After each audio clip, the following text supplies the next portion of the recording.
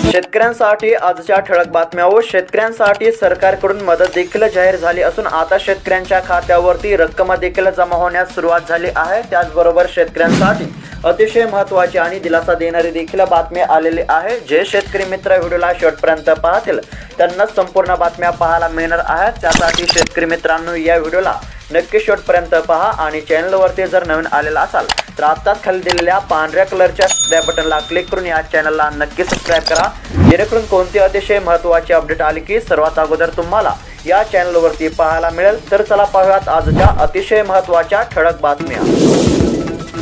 पहिलेच शेतकऱ्यांसाठी मोठी बातमी, लवकरच पीक विमा अग्रिम रक्कम होणार खात्यावरती जमा। एकंदरीत जर पाहायला गेलं तर आता पहिलेच शेतकऱ्यांसाठी पीक विम्या संदर्भातील अतिशय महत्त्वाची बातमी पाहायला मिळत आहे। सप्टेंबर मधील अतिवृष्टीमुळे खरीपातील पिकांच्या नुकसानीबाबत लागू केलेल्या अधिसूचनेनुसार 25% विमा भरपाईची अग्रिम रक्कम आता शेतकऱ्यांच्या खात्यावरती लवकरच जमा करण्यात येणार आहे। त्यामुळे आता लवकरच राज्यातील शेतकऱ्यांना आर्थिक दिलासा मिळणार आहे आणि शेतकरी मित्रांनो पीक विम्यासाठी पात्र असलेल्या जिल्ह्यांची यादी देखील आपण पाहणार आहोत। त्यासाठी या व्हिडिओला शेवटपर्यंत पहा आणि तुमचा जिल्हा कोणता आहे कमेंट करून नक्की कळवा।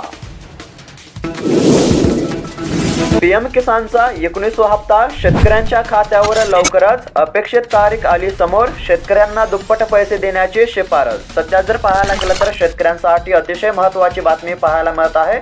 केंद्र सरकारच्या पीएम किसानचा 18वा हप्ता शेतकऱ्यांना मिळाला असून 19वा हप्ता कधी मिळणार याची वाट शेतकरी पाहत आहेत। मात्र आलेल्या माहितीनुसार आता लवकरच शेतकऱ्यांच्या खात्यावरती पीएम किसान सन्मान निधी योजनेच्या 19व्या हप्त्याचे पैसे जमा होणार आहेत। त्याचबरोबर सध्या पाहायला गेलं तर शेतकऱ्यांना दुप्पट पैसे देण्याची शिफारस देखील पाहायला मिळत आहे। शेतमालाच्या भावामध्ये वाढ होईल का? अधिवेशनाकडे शेतकऱ्यांचे डोळे, सध्याचे चित्र। एकंदरीत जर पाहायला गेलं तर नागपूर येथे होत असलेल्या हिवाळी अधिवेशनाकडे शेतकऱ्यांचे डोळे लागले असून शेतमालाच्या भाववाढीला प्रोत्साहन दिले जाईल अशी अपेक्षा शेतकरी बाळगून आहेत। त्याचबरोबर नुकत्याच पार पडलेल्या विधानसभा निवडणुकीनंतर प्रथमच नागपूर येथे हिवाळी अधिवेशन सुरू आहे। यामध्ये शेतकऱ्यांच्या हितासाठी चर्चा होणार असल्यामुळे शेतातील उत्पादित केलेल्या मालाला योग्य भाव मिळावा यासाठी प्रयत्न केले जात असल्याचे देखील पाहायला मिळत आहे। अतिवृष्टीचे 395 कोटी रुपये महाआयटी पोर्टलवर अपलोड, लवकरच होणार शेतकऱ्यांच्या खात्यावरती जमा। सध्या जर पाहायला गेलं तर आता अतिशय महत्त्वाची बातमी पाहायला मिळत आहे। परभणी जिल्ह्यामध्ये अंदाज सप्टेंबर महिन्यामध्ये अतिवृष्टीमुळे झालेल्या पीक नुकसानीपोटी 548 कोटी 59 लाख रुपयावर निधी मंजूर करण्यात आला होता। त्यापैकी 395 कोटी रुपये महाआयटी पोर्टलवर अपलोड करण्यात आले असून हा निधी आता परभणी जिल्ह्यातील शेतकऱ्यांच्या खात्यावरती जमा होणार आहे। त्यामुळे आता लवकरच परभणी जिल्ह्यातील शेतकऱ्यांना आर्थिक दिलासा मिळणार आहे। त्याचबरोबर शेतकरी मित्रांनो पीक विम्यासाठी आणि नुकसान भरपाईसाठी पात्र असलेल्या पुढील जिल्ह्यांची यादी देखील आपण पाहणार आहोत। त्यासाठी या व्हिडिओला शेवटपर्यंत पहा आणि तुमचा जिल्हा कोणता आहे कमेंट करून नक्की कळवा। मोठी बातमी, शेती उत्पन्न दुप्पट करणारच, शिवराज सिंह यांची लोकसभेमध्ये ग्वाही, शेतकऱ्यांना दिलासा। जर पाहायला गेलं तर आता पंतप्रधान नरेंद्र मोदी यांचे सरकार शेतकऱ्यांचे उत्पन्न दुप्पट करण्यासाठी प्रयत्नशील आहे। त्यासाठी खूप प्रयत्न करीत असून या कामामध्ये कोणतीही कसर सोडणार नाही असे केंद्रीय कृषी मंत्री शिवराज सिंह चौहान यांनी लोकसभेमध्ये सांगितले आहे। त्यामुळे शेतकऱ्यांना दिलासा मिळणार असल्याचे देखील पाहायला मिळत आहे। शेतकऱ्यांच्या पांढऱ्या सोन्याला प्रति क्विंटल 10,000 रुपये भाव द्या, सुलभा खोडगे यांची विधानसभेमध्ये मागणी, मुख्यमंत्र्यांचे वेधले लक्ष। सध्या जर पाहायला गेलं तर राज्यामध्ये चांगल्या कापसाला साधारणतः 6,200 ते 7,100 रुपयापर्यंत भाव दिला जात आहे। मात्र सध्या खताचे भाव वाढले आहेत, त्याचबरोबर बियाणांचे दर वाढले आहेत, लागवडीचा खर्च देखील वाढला आहे। त्यामुळे कापसाला प्रति क्विंटल 10,000 रुपये भाव देण्यात यावा अशी विनंती आमदार सुलभा खोडगे यांनी राज्य सरकारकडे केली असल्याचे पाहायला मिळाले। 419 कोटी रुपये मंजूर, बाधितांच्या याद्या होणार पोर्टलवर अपलोड, अतिवृष्टीमुळे नुकसान, 4 महिन्यानंतर मदत येणार खात्यावर। एकंदरीत जर पाहायला गेलं तर अतिशय महत्त्वाची बातमी पाहायला मिळत आहे। तब्बल 4 महिन्यांच्या प्रतीक्षेनंतर आता शेतकऱ्यांच्या खात्यावरती रक्कम ही जमा होणार आहे। सध्या पाहायला गेलं तर आता हिंगोली जिल्ह्यातील शेतकऱ्यांच्या खात्यावरती 419 कोटी रुपयांचा निधी हा आता वर्ग करण्यात येणार आहे। त्यामुळे आता लवकरच हिंगोली जिल्ह्यातील शेतकऱ्यांना आर्थिक दिलासा मिळणार आहे।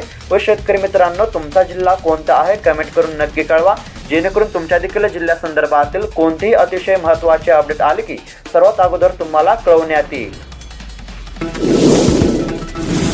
20% निर्यात शुल्काची कांदा निर्यात वाढीला आडकाठी, दरावर परिणाम, निर्यात घटल्यामुळे आर्थिक फटका, सध्याचे चित्र। सध्या जर पाहायला गेलं तर राज्यातील बाजार समित्यांमध्ये नवीन खरीप कांद्याची आवक वाढल्यामुळे कांदा दरामध्ये क्विंटल मागे 1,500 रुपयांपर्यंत घसरण झाली आहे। त्यातच हा कांदा साठवण्यायोग्य नसल्यामुळे आता निर्यात वाढ गरजेची आहे।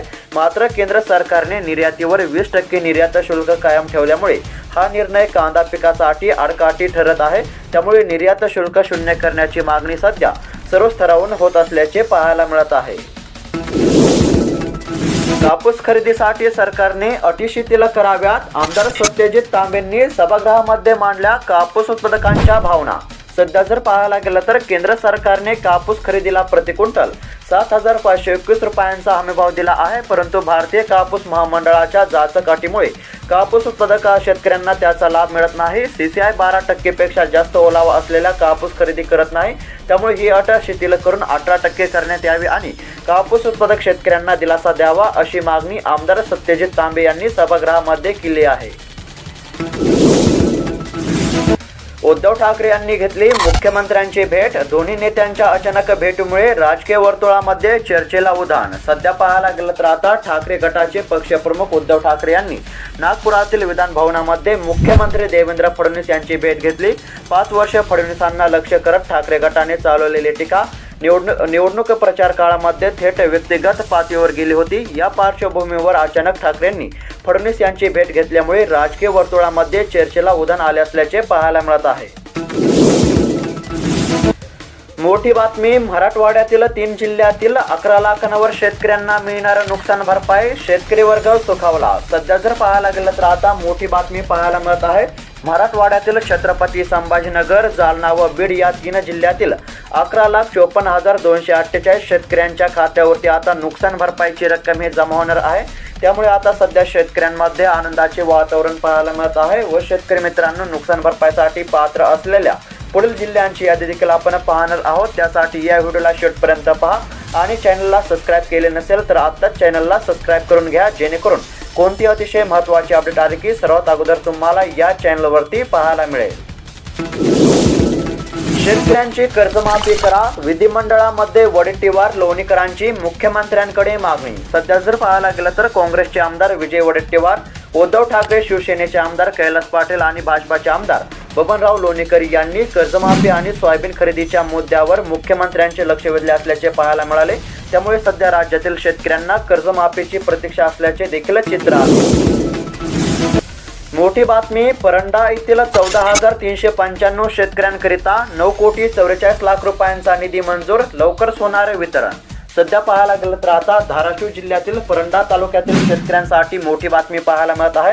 तुमचा देखील तालुका किंवा जिल्हा कोणता आहे कमेंट करून नक्की कळवा।